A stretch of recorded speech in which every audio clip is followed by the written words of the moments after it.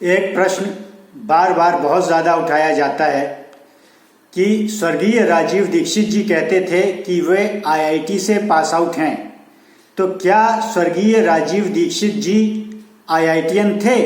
क्या उन्होंने आईआईटी में कभी पढ़ाई की थी? तो जहाँ तक मिली जानकारी का सवाल है, उसके आधार पे ये पता चलता है कि वे आईआईटी से पास आउट नहीं थे। उनके कोई भी रिकॉर्ड्स आईआईटी में नहीं मिले हैं। इसका मतलब कि वो झूठ बोलते थे।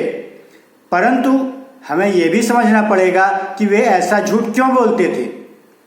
इसके बारे में कई लोगों ने बोला है, जो राजीव दीक्षित जी के भक्त हैं, उनको बहुत मानते हैं, उन्होंने इसके बारे में चर्चा की है। तो उनका यह कहना है कि लोगों को मोटिवेट करने के लिए, एक बार अपने ओर आकर्षित करने के लिए, जिससे कि वे ज्ञान की और समझदारी की अच्छी बातें सुने, क्योंकि जब वो सुनेंगे तभी वो समझेंगे।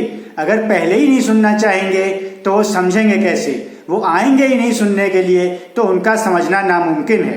तो इसके लिए उन्हें ये झूठ बोलना पड़ा, क्योंकि वे ये जानते थे कि देश में कुछ ऐसे लोग हैं जो कि सिर्फ किसी नाम पे जाते हैं, और वो भी ऐसा नाम जो कि कोई वास्तव में कोई काम का नहीं है, सिर्फ नाम है और उसको बढ़ा चढ़ाकर बता दिया गया है। तो इस तरह का नाम, लेकिन उनकी नज़र में वो नाम बहुत ऊंचा है। तो इतना ऊंचा नाम होने की वजह से वो उस नाम से संबंधित जो व्यक्ति होगा उसकी बात सुनने को वो आएंगे। तो इस बहाने वो राजीव दीक्षित से कनेक्ट हो जाएंगे, और तब राजीव दीक्षित जी उनको सही सही और अच्छी बातें बताएंगे, जो वास्तविकताएं हैं जो उन्होंने बताई, जो मल्टीनेशनल्स के बारे में बताई, जो देश की पॉलिटिक्स के बारे में बताई, जो विदेशियों के बारे में बताई, ये सारी बातें राजीव दीक्षित जी उनको बता पाएंगे, और फिर इससे देश का विकास होगा।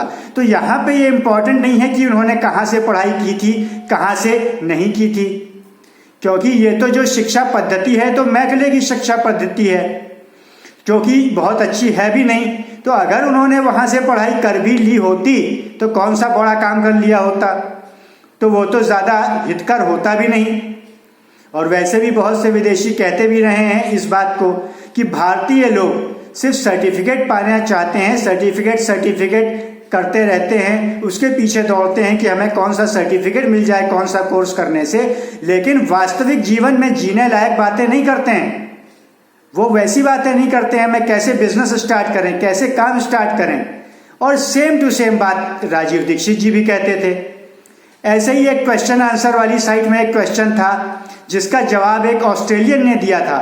उसका इसी प्रकार का जवाब था कि भारतीय लोग कोई सेंसिबल बातें नहीं करते हैं, वो सिर्फ सर्टिफिकेट के पीछे भागते रहते हैं। कोई बिजनेस करना है, कोई काम करना है, जो वास्तविक जीवन में काम होता हो, उसको कैसे करना है उसके बारे में बात नहीं करते हैं। उनकी चाहत सिर्फ सर्टिफिकेट है, और सर्टिफिकेट की बदौलत मिलने वाली नौकरी है। इसलिए उनको सिर्फ अपनी आजीविका नौकरी, और वो भी सिर्फ नौकरी, ना कि मिल्कियत। तो सिर्फ नौकरी के चक्कर में पड़े रहने की वजह से सिर्फ उन्हें सर्टिफिकेट चाहिए, और कोई सेंसिबल बातें नहीं करते हैं। यानी कि जो भारत, जहां बहुत ज्ञानी लोग रहे, जो प्रैक्टिकल बातें करते थे, अब ये ज़माना आ गया था कि लोग इनसेंसिबल बातें करने लगे हैं और बहुत पिछड़ रहे हैं। इसलिए राजीव दीक्षित जी को वही सहारा लेना पड़ा कि एक बार घूम फिर के तुम आईआईटी के ही जरिए आओ, लेकिन आओ तो हमारे पास, फिर हम तुमको इंसान बनाएंगे, फिर हम तुम्हें सही रास्ता दिखाएंगे। क्योंकि अभी तो तुम सिर्फ आईआईटी की तरफ भाग रहे हो, तुम्हें आईआईटी दिखेगा तभी तुम हमारी तरफ भागोगे, अन्यथा तो तुम भागोगे नहीं। तो तुम्हारा कल्याण तो फिर होने से रहा। तो तुम्हारे भले के लिए ही उन्होंने ये झूठ बोला था। अगर कोई ऐसा झूठ बोला जाए जिसमें लोगों का कल्याण हो, तो ऐसे झूठ को बोलना चाहिए, लेकिन वो भी लेकिन जो अपने लोग हैं उनको बोलना चाहिए।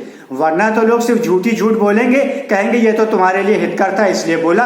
अब मान लो कल को सरकार ये कह दे हमने नोट बदली से फायदा होगा इसलिए बोला क्योंकि तुम्हारे लिए ये हितकर था। झूठ बोला लेकिन तुम्हारे लिए हितकर था, तो हम जानते हैं कि कितना हितकर हो गया। वो कह सकते हैं, कुछ भी कह सकते हैं, लेकिन कोई अपना व्यक्ति बोले जिसका अपने में लोकस है, तो हमने उनके कारनामों से देखा कि वास्तव में उनमें अपनापन था देश की जनता के प्रति। वे कोई नेता टाइप नहीं थे जो वोट के लालच में, सत्ता के लालच में और उससे कमाए जाने वाले धन और प्रतिष्ठा के लालच में झूठ बोलते हैं। उनका वो ऐसा झूठ नहीं था। उन्होंने वास्तव में दुनिया से जो शक्तिशाली लोग थे उनसे झगड़ा करके उनसे खतरा मोल लेके जनता का भला किया। तो इसलिए ये उनका जो झूठ था ये भी जनता के लिए हितकर ही था।